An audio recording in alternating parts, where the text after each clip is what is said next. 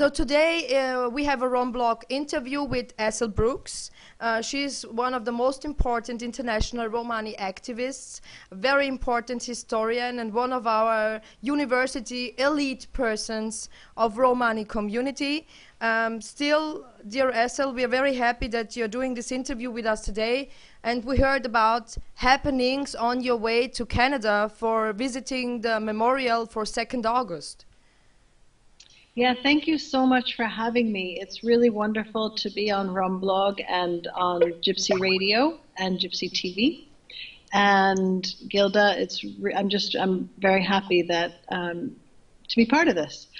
Actually, I was on my way to Ireland, not Canada. And so I was going to Ireland at the invitation of Pavy Point for their Roma Holocaust Memorial ceremony, where I was speaking, but also the wife of the President of the Republic, Miss Sabina Higgins, was speaking, and the Irish delegation to the International Holocaust Remembrance Alliance.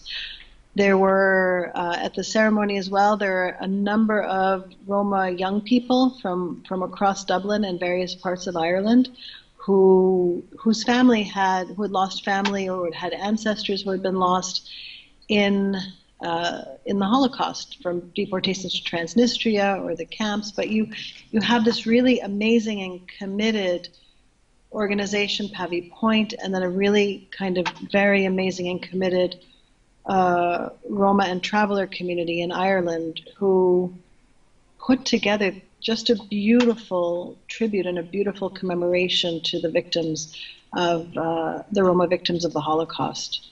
So I was going there for that. And I came to the border guard. You know, I was called up to the passport control, and he looked at my passport. I have an American passport. And he said, "Okay, so you're here for business or for pleasure?" And I said, "I'm here for.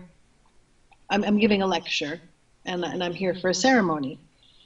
And he said, "What kind of ceremony? What kind of lecture?" And I said, it's tomorrow, because this was August 1st. Tomorrow is the Roma Holocaust Memorial Day. And I started to say it's a European level observance that's being observed in Ireland. And he interrupted me and said, "Roma? You mean Roma like steal your wallet, steal your money, Roma?" And I said, "Yes, well, I'm part of that community. Roma aren't thieves." And he said, "Well, you've never been at an ATM in Milan because they'll just force you to give them all your euros." And I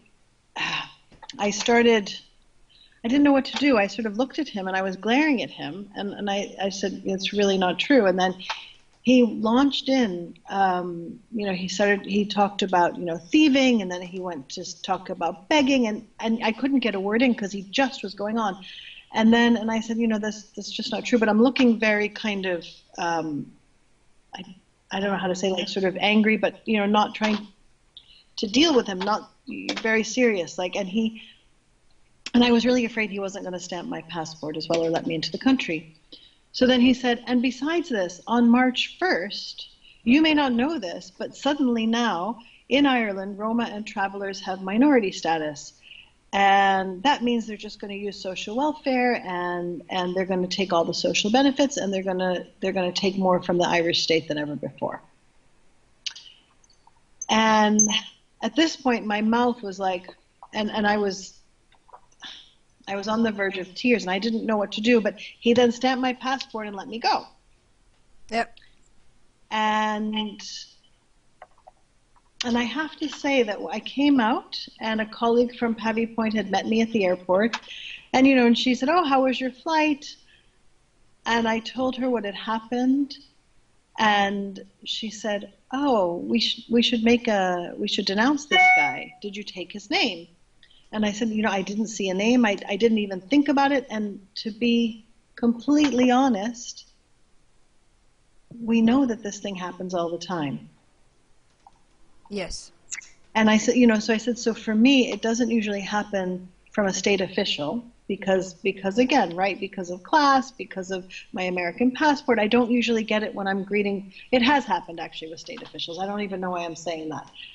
It's happened with representations of European governments as well, representatives. I mean, it's awful, right? But I said, to be honest, I guess I never even thought about denouncing it because I take it so much the norm. And I think about how I take it as the norm. I accept this racism, or I assume people are going to be racist anyway, and I'm going to have to sort of argue back. And then think about me on the one hand as, just one person going into a country for a couple of days. I can go on to another country, I can go back home. But think about all of the Roma and Sinti, the travelers, everyone who kind of has to, are moving someplace, right? The migrants, the people who are coming here for a search of a better life, wherever it may be, Ireland, the US, Canada, Austria, it doesn't matter. But if people are coming in as Europeans, given the European freedom of movement, and they're coming into these spaces for their families, for safety, given the the deep racism that they could be experiencing, to escape racism, to join as citizens, and they're greeted like this all the time. Well, that's absolutely horrible, but I guess, dear Ethel, you're totally right. It's happening every day. That's happening to a lot of people, and I'm very, very thankful that you talked about it, because it happens to Romani people all the time, but the most people are too ashamed and too afraid to publish it or to say something, or maybe they feel like I'm not important enough to publish something that happened to me. But they should, absolutely, they should publish it. They should contact media to make it more visible what happens to us every day. Every day. And I also thought I wasn't important enough, or it wasn't so much out of the ordinary. It wouldn't be anything. And afterwards, when I sort of thought about it, and the colleagues at Pavy Point were like, if you have an interview with the press about the 2nd of August, you should tell them what happened to you. And I thought it was great that there was solidarity and there was a way of saying, because this is part of, I think, what we need as a community. We need other people in our community to say, this is unacceptable. We can fight this. We can push back. And I needed that as well, because otherwise I thought, no one's going to listen to me. It's the same old thing. Everybody knows.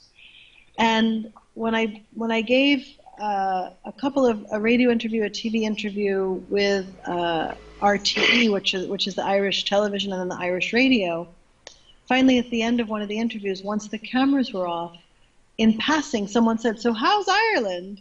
And I said, "Well, it's an honor to be part of Holocaust Remembrance Day. I'm so glad you're doing this. It's amazing that now you have official minority status within the country, after such a long struggle.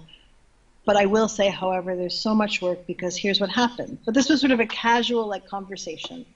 And then it was the woman from the Irish Times, the reporter, said, "Excuse me, what happened to you at the border?" And again, so I thought I was taking it as something that was still, even with that encouragement, I was still saying, this is the norm. We get this all the time. There's nothing we can do about it. So this is where it takes other people. It takes other members of the Romani community to support each other and to say, we're going to fight this, we're going to push back, we're going to denounce this. And then it also, and then you push and you get the access, if you can get access, or even if you can't. If people start to protest, we get access to media outlets and we get access to the government. And we can change this, but only if we really come together and encourage each other and give each other solidarity to actually push for change. So, dear Ethel, this was a very perfect interview, as usual. Very happy that you did talk to Romblog about this matter. And as I told you, at the second, when we have subtitles in Romani language, we will also do subtitles in German language. And I will send you immediately a link in the moment when we publish this thing. Nice meeting you. Thank you, darling. Thank you I so thank much. you. I thank you. I don't. There's no way to thank you as much as I would thank you for what you are doing. Thank Absolutely. you for your work. I'm really, really happy that, that we can do this together. So stay strong. Opre Romnia for the feminists between us. And Hopefully, I yeah. hope we see each other maybe also in Vienna one time. Yes, I hope so too. I hope so too. Bachtuke. Bak tuke. Bachtuke. Bye, Divlesa. Lesa.